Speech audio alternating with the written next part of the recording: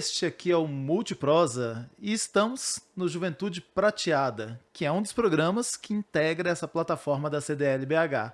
Hoje nós vamos falar, estamos no mês de julho, falar sobre o mês dos avós, que tem um sentido muito grande, tem se transformado com um sentido de proximidade, de cuidado, de olhar para o outro, porque no dia a dia, na vida corrida que a gente tem, muitas das vezes a gente tem deixado para lá a gente mesmo e tem deixado para lá as pessoas que são mais próximas da gente. E a gente vai falar sobre arte, explorar um pouquinho sobre como a arte pode aproximar as pessoas, pode motivar as pessoas e até dar sentido de vida também. Então hoje nós estamos aqui com uma artista e uma pessoa querida também, a Liliane Alves, que é a nossa entrevistada, para poder falar um pouco sobre quem é ela, a carreira que ela tem dedicada ao envelhecimento. E então vamos ouvir dela um pouquinho sobre essas perspectivas. Liliane, obrigado por ter aceitado o convite de participar aqui com a gente. Esse espaço é um espaço para você, para o seu grupo de teatro e para qualquer projeto que você faça, tá bom? Obrigada, tio Flávio, por essa oportunidade. Para a gente é sempre muito especial ter a oportunidade de falar sobre o envelhecimento, principalmente o envelhecimento que busca ser saudável, né? Falar sobre arte, falar Sobre sobre arte, envelhecimento, isso é muito bom. E né? sorrir também é muito bom, viu? Verdade. O Papa já falava sobre a oração do humor, né? Sim, E a do bom gente, humor. e a gente às vezes negligencia como é gostoso sorrir, como nós sorrimos aqui agora. É De um verdade. errinho que ninguém vai saber qual foi. Segredo nosso. Que a Jade vai editar. E eu também errei aqui, você viu, né? No nome que eu coloquei na nossa pauta aqui. Lili, fala pra mim então, quem é você? Então, eu sou Liliane Alves, eu sou formada em letras e trabalho já há alguns anos conciliando arte e processos terapêuticos, processos de cura. Apesar de eu ter me formado em letras, em algum momento da minha vida, por um motivo de adoecimento da minha mãe, principalmente, eu me dediquei a buscar processos alternativos à medicina tradicional, porque eu achava importante complementar o tratamento com propostas que trouxessem uma outra visão de saúde, uma outra opção que não fosse apenas a visão da medicina tradicional, que é super importante, mas a gente sabe, por exemplo, que a arte cura e salva vidas, né? Nossa, e a escrita também, que você está falando da questão da letra, né? Das letras aí que você formou. Como que a escrita também pode ser algo que cura as pessoas, né? Em colocar ali os seus sentimentos, porque muitas das vezes a gente não consegue expressar em palavras o que a gente sente, palavras ditas. E às vezes as palavras escritas falam mais do que aquilo que a gente poderia dizer com a boca, ou com Sim, uma ação, né? sim, Então, que legal que você é da área de letras que eu não sabia, é. e que consegue trabalhar essa visão de cultura, mas essa visão de cuidado também em tudo aquilo que você faz. Hoje você está onde? Hoje eu trabalho como terapeuta holística. Trabalho na Casa do Beco, na Associação Cultural Casa do Beco, Uhum, que é uma instituição que já atua há mais de 28 anos ali na Barragem Santa Lúcia, Morro do Papagaio. uhum. É uma instituição cultural, né, que trabalha com oficinas de arte e cultura para a comunidade. Sempre oficinas gratuitas e abertas a todas as pessoas, inclusive da cidade. E ali eu já estou desde 2014 Olha só. atuando com um grupo de senhoras idosas, que é o Grupo Teatro Entre Elas, que é formado por mulheres moradoras dessa comunidade. A gente tem também algumas moradoras do Alto Veracruz, que atravessam a cidade para fazer teatro Uhum. Olha que conosco. legal. Muito bacana. E esse grupo já existe desde 2011. Então, eu cheguei em 2014, Ah, ele já existia então, você chegou já 3 anos depois. sim, numa parceria muito interessante, falando dessa história de arte e Aham. saúde. A Casa do Beco tem sempre muito interesse em fazer parcerias com as instituições públicas locais. Então, a gente tem uma parceria, por exemplo, com o posto de saúde. A gente já fez uma oficina de teatro dentro do posto de saúde, Lá da sim, da barragem? barragem, Aham. associando exatamente essa possibilidade, né, de cultura, arte, saúde. E esse grupo, ele começa num CRAS, no Centro de Referência de Assistência Social da Uhum. comunidade. e tinha uma determinada data para acontecer as oficinas. E quando essa oficina terminou, o Nil César, que é um dos gestores da Casa do Beco, dava aula de teatro para essas mulheres, ficou muito encantado com o processo e elas também com a possibilidade de se verem atuantes, né, criativas, contando as suas histórias de vida no teatro. Então elas não queriam terminar, elas não queriam que a oficina acabasse. E então essa oficina que inicialmente acontece no CRAS se transfere depois para a Casa do Beco. A Casa do Beco já existia então, né? Já existia. Porque tem 28 anos. Sim, já existia. E aí eu chego em 2014. Eu tinha eu estava acabando uma formação em cantoterapia. Então eu sempre, como eu estava te falando, eu sempre pensei nessa possibilidade da arte com algo que possa alimentar a alma, né? Não só a arte pela arte, né? Não só o prazer estético em si, que é o que a arte também tem como valor, mas uma arte que possa ser engajada, uma arte que possa ser acho que a palavra é curadora mesmo. Eu acho que eu não preciso ter vergonha, né? Ou dedos para dizer. Que às vezes a gente fica com... Né? Será que cura? Você cura? Eu vou até né? buscar, enquanto você fala aqui, um texto que eu vi ontem do Antônio Grassi falando sobre cultura e arte. Você vai explicando aí, eu vou achar esse texto aqui, que eu acho que tem tudo a ver com o que a gente fala. Sim.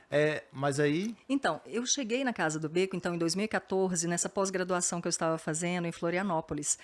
E uma das conclusões do meu curso, uma das atividades de conclusão do curso, era não só entregar um TCC, mas também fazer um projeto social em alguma instituição que eu pudesse apresentar a cantoterapia. E na época eu estava em cartaz, porque eu também sou atriz, e um amigo que estava em cartaz comigo trabalhava na ONG, o Marcelo Oliveira. E ele falou, por que você não leva o seu projeto, então, lá para a Casa do Beco? Eu não conhecia ainda a Casa do Beco. E aí, quando eu cheguei, essas mulheres elas estavam planejando a estreia da primeira peça de teatro delas. E elas queriam cantar.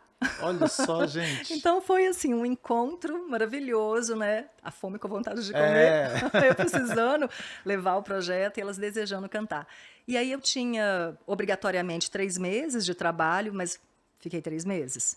Tô vendo. Tô completando 10 anos, né? Completei 10 anos no ano passado. Eu lembro que você deu uma entrevista pra Rádio CDL, né? Foi você e o Nil. Sim. Isso já tem um tempão. Eu falei, gente... Foi 2019. Olha só, você já tá um tempão lá, então. Sim. E que fique um tempão maior ainda, porque a gente estava falando que recentemente você participou de um evento com as meninas, né? Com as idosas. Foi o Festival Sabiá. Isso. Que dá, além de fazer o teatro como forma terapêutica, o teatro não é feito só para poder ficar ali entre elas, né? Vai para além delas, porque leva para a comunidade, leva para o CRAS, leva para eventos da cidade, então interage aquilo que é feito ali de uma maneira terapêutica também, mas com a própria cidade. Né? Sim, sim. E como é importante, né, a cidade conhecer o trabalho de pessoas longevas que estão em atuação, né? Eu acho que, em especial, essas senhoras com as quais eu trabalho, que são moradoras de periferia e que uma vida inteira foram invisibilizadas, né, porque quando a gente pesquisa a história de vida delas, a maioria é ou analfabeta funcional, né, ou basicamente isso, assim, pouquíssimas sabem ler e escrever. Então, o acesso que elas tiveram a determinados conhecimentos foi depois que elas passaram a estar conosco na casa, que é uma casa de cultura, né? Então, assim, claro, elas têm muito conhecimento de vida, mas elas retornam coisas muito lindas para nós, assim, do tipo, as pessoas na comunidade, quando eu passo, me veem e dizem, você é a atriz, eu te vi na peça, porque dentro da comunidade, né, quando a Casa do Beco claro, ela não é exatamente dentro, né? Mas as margens, ela é na entrada, na barragem, bem aos pés do morro, na Avenida Arthur Bernardes, ali na barragem Santa Lúcia. Mas a atuação é para essas pessoas, né? Que descem ali do morro. E a comunidade é imensa, né? É enorme. Né? Tem mais de 12 mil habitantes, parece. Se passar por lá e ser reconhecido, olha só. Né? Elas serem reconhecidas, né? Então é isso que eu estava dizendo, elas não tiveram essa oportunidade na vida delas, né? De serem vistas, de serem aplaudidas. E quando elas têm essa possibilidade, elas se reconhecem como pessoas que têm valor. Coisas que, na maioria das vezes, ao longo da vida, por uma questão social, elas acreditaram não ter. né? Então, assim, quando a gente fala dessa saúde, É, né, que cura, é. são essas questões que vão trazendo autoestima, né, que vão trazendo essa visibilidade. Você achou aí o texto? Achei. O texto saiu ontem do Antônio Graça, que Opa, que é um ator, né? Falando assim: cultura não disputa recursos com a saúde. Ela também cura. Cultura não ameaça a educação. Ela a amplia, a torna sensível e plural. Ou seja, eu achei fantástico, porque assim, incrível. a gente pode usar a cultura de maneira terapêutica, né? E a cultura cabe como auxiliar de todos os processos da educação, da saúde e por aí vai. Sim, Então, acho que a fala dele foi bem feita. E ainda tem um aqui, olha, pra aproveitar, porque isso aqui é uma matéria que está fresquinha também. tá. Em minha trajetória como gestor cultural, vi de perto o quanto essas escolhas são consequentemente colocadas em xeque. Quase sempre somos obrigados a justificar por que a arte importa, como se fosse preciso provar que a cultura não é luxo, mas é a base. E aí tem tudo a ver com o que vocês fazem, porque aí vocês pegam aquelas mulheres que não são atrizes, né? Elas Sim, são moradoras da comunidade. pessoas de vida comum, né? Exatamente. Com uma história que muitas das vezes é conhecida por um ou outro ali na comunidade, na família, mas que às vezes vai se apagar também, né? Porque você não está registrando aquelas histórias. E aí vem o grupo de teatro para poder pegar essas histórias e as potências e fazer com que sensibilize outras pessoas para que de doenças diversas a gente não sofra, né? Que a gente não fique adoecido de doenças diversas. Porque não é só saúde mental, mas é saúde social, relacional e por aí vai, né? Nossa, super. É interessante porque é, como que a arte, né? A gente precisa justificar o tempo inteiro, É, né? Isso. Ele foi gestor da Funarte, né? eu acho que ele tá em Inhotim, se não me engano, ou foi de Inhotim também. Ai, não me lembro. É, Mas isso, a gente que trabalha com cultura e que depende de leis de incentivo para poder manter um trabalho como esse, que é o nosso caso, uhum, a gente o tempo inteiro precisa dizer da importância desse trabalho. é, E é incrível como que depois da gente ter passado por uma pandemia onde se prova, né, na prática, que a arte de verdade salva, exatamente. a gente ainda precisa, depois disso, continuar afirmando o valor da arte, né? E a gente vê isso o tempo todo nelas, assim, na história de vida delas, como elas vão se transformando. A gente tem 2 casos de 2 senhoras que voltaram a estudar depois que começaram a fazer teatro conosco. E são senhoras de quantos anos, mais ou A gente menos? tem ali hoje, atualmente, 12 senhoras. O grupo já teve Aham, 15, a gente teve aham, algumas perdas ao longo desses anos, hoje temos 12, e elas têm hoje em torno de 61 a 86 anos. uhum. Então é um grupo bem variado, mas a maioria ali está em torno de 70, 72, por aí.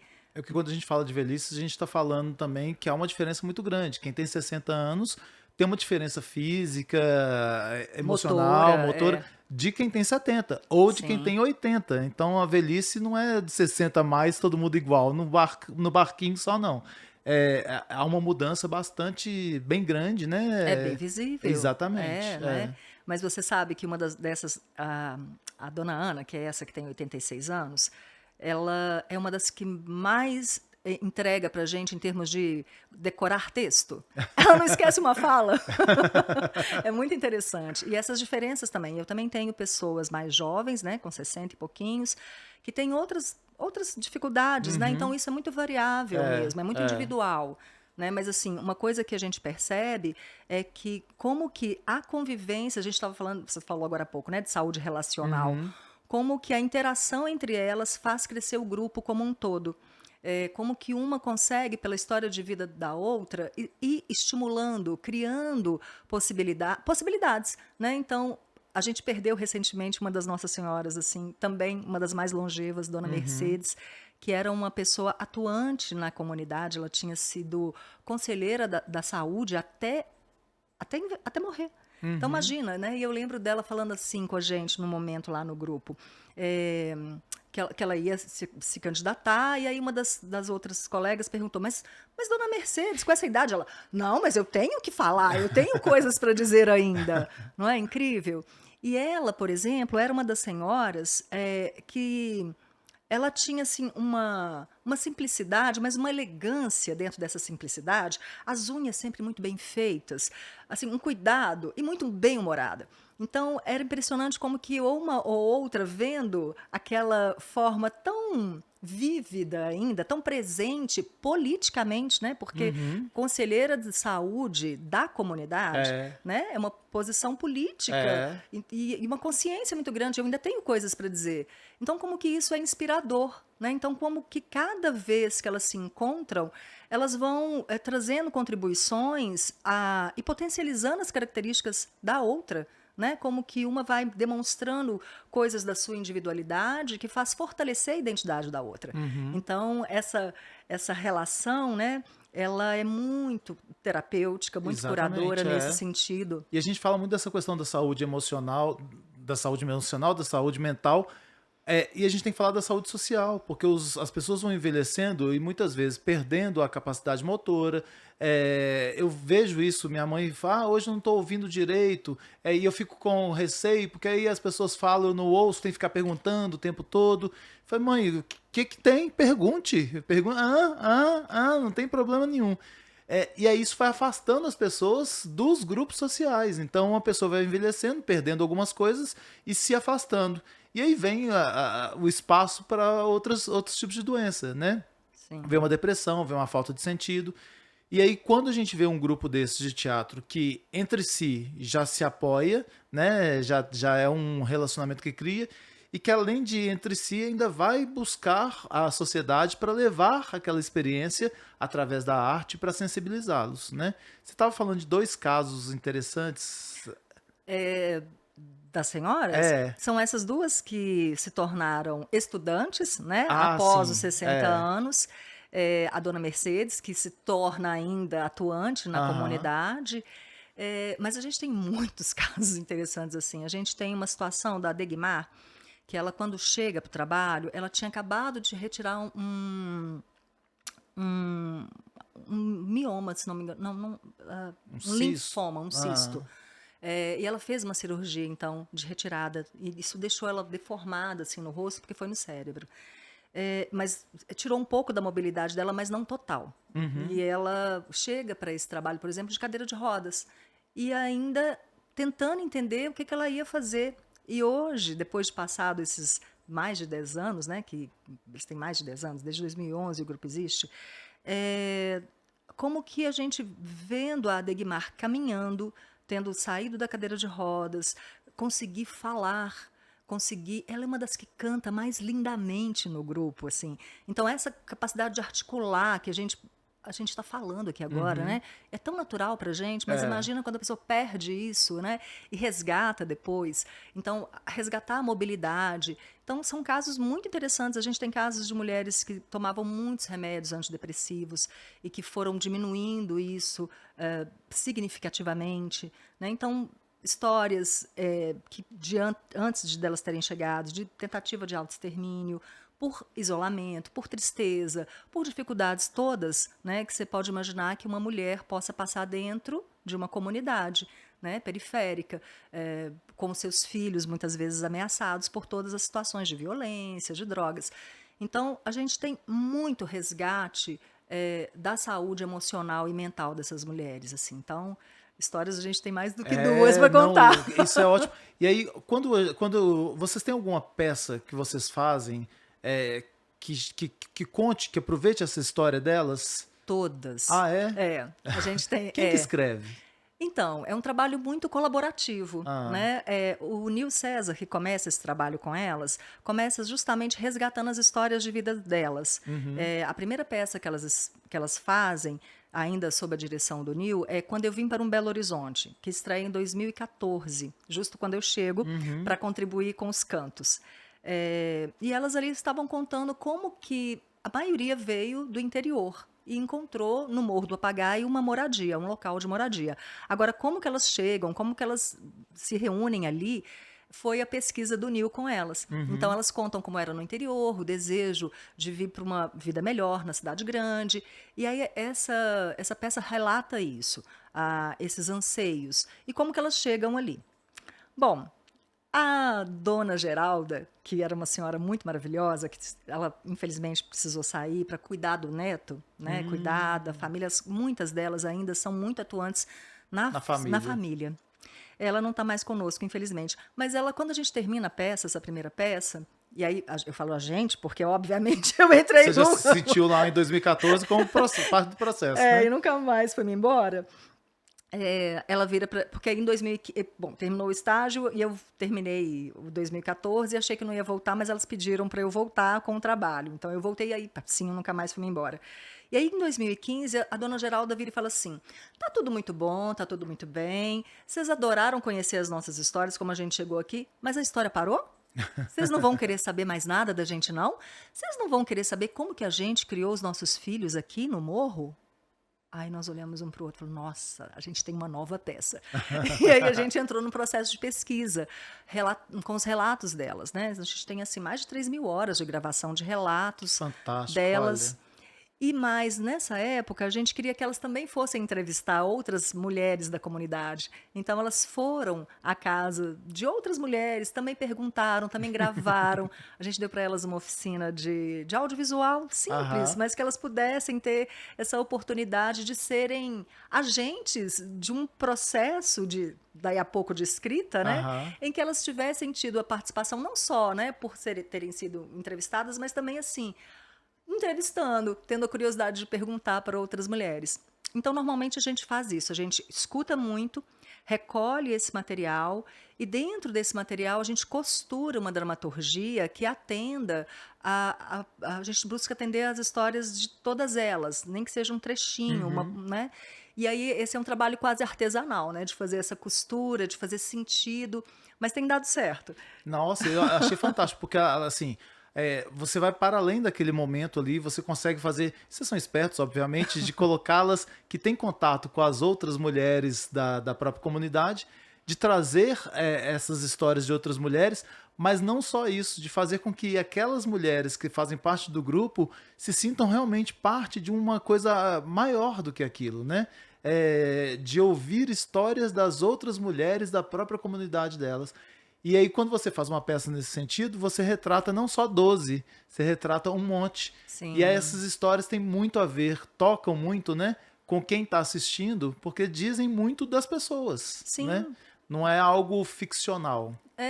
E são temas universais que elas querem falar, Sim. né? Por exemplo, a dona Geralda, eu achei que ela foi maravilhosa quando ela trouxe esse questionamento. Vocês não querem saber como que a gente deu conta de criar os nossos filhos aqui? E aí a nossa pergunta para que elas fossem, né, entrevistar outras mulheres e a nossa pergunta também para a gente refletir sobre o tema era qual que é a diferença de ser mãe numa comunidade periférica com todas as Uhum. situações que lhes são características, né? E o que é o papel de ser mãe fora de uma comunidade? Tem diferença? Aí muitas vezes, e elas ficaram com essa pergunta e toda hora elas mudavam as respostas. Ah, é igual, porque mãe é igual em todo mundo. Eu falei, é igual em todo mundo, mas olha só, vocês não têm essas situações e essas pessoas, por exemplo, não têm? Uma coisa que a gente colocou na peça e que foi muito forte, que foi uma delas dizendo assim, é verdade, quando a gente questionou, né? Porque, claro, isso é universal, a maternidade para as mulheres, né? Uhum. Aquelas que foram mães, é um tema universal. O cuidado, né, é universal.